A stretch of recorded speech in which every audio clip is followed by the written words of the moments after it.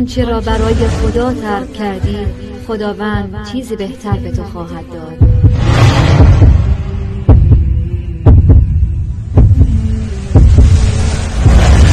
آنچه میشنوید داستان حقیقی پسر و دختری جوان است که قلبهایشان آکنده از عشق و محبت به همدیگر بود. عشق و محبتی ظاهری که بسیاری از جوانها خود را با آن می‌فریبند. عشق و محبتی که خالی از هوا و هوس نبود. عشق و محبتی نامشروع.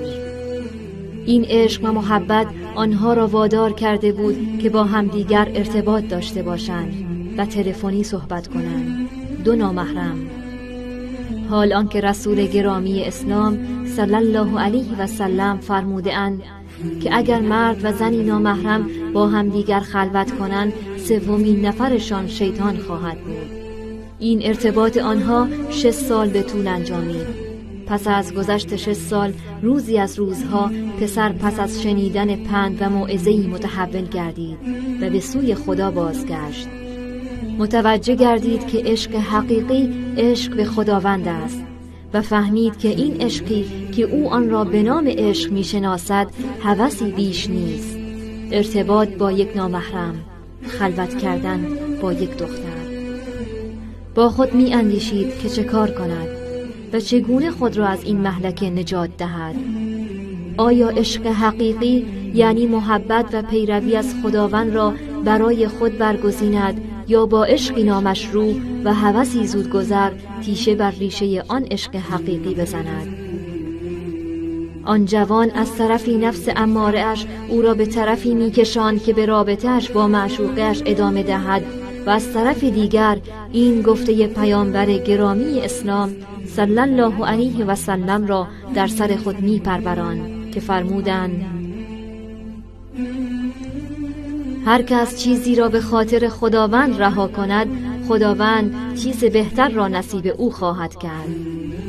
با خود این تصمیم را گرفت که حقیقت را بگوید و با عشق 6 سالی خود صحبت کند و بگوید که ما در این 6 سال در اشتباه بودیم و این ارتباط ما جز ضربه زدن به ایمان و عفت و زندگیمان چیزی دیگر نبود.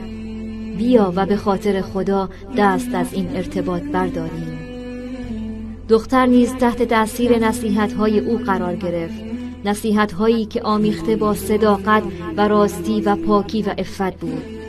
حرفش را قبول کرد و به همدیگر عهد بستند که به خاطر رضای خدا از همدیگر جدا شوند و دیگر هیچ ارتباطی با همدیگر نداشته باشند.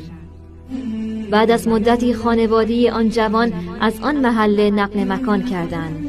هرچه بیشتر می‌گذشت و فراقشان طولانی تر می‌شد، آن عشق ظاهری بین این دو جوان کم و کم رنگتر می‌شد.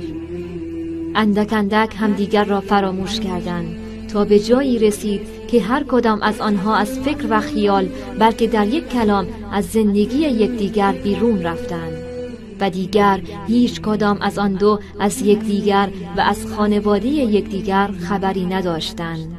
زمان و مکان آن دو را از هم جدا کرده بود. پسر چند سالی مشغول عبادت و دعوت به سوی دین خدا گردید و از جوانان خوب و مؤمن شد. پس از گذشت روزها و سالها جوان به فکر ازدواج افتاد. با خواهر خود مشورت کرد که دختری خوب را برای او پیدا کند. مدتی بعد خواهرش گفت که من دختری را برایت پیدا کرده ام که بسیار با ایمان و خوش اخلاق و با حجاب و با حیاست و این دختر بهترین گزینه برای توست. آن جوان پس از مشورت با خانواده مادر خود را به خواستگاری فرستاد و قرار گذاشتند که قبل از هر چیز دختر و پسر همدیگر را ببینند. روز موعود فرا رسید. جوان با قلبی آکنده از امید برای دیدن شریک زندگیش همراه با خانواده اش به سوی خانه آن دختر روانه شد. وقتی به آنجا رسیدند و دختر از خانه بیرون آمد که همدیگر را ببینند، ناگهان بهت زده شدند. قلبهایشان به تپش افتاد. زبانشان یارای حرف زدن نداشت. اشک در چشمانشان حدقه زد. نه پسر باور می کرد و نه دختر. خوشحالی در نگاه هر دوی آنها موج می زد. اما جرأت اظهار خوشحالی نداشتند. تعجب از یک طرف و تحقق وعده الهی از طرف دیگر آنها را بهت زده کرده بود. همدیگر را می شناختند.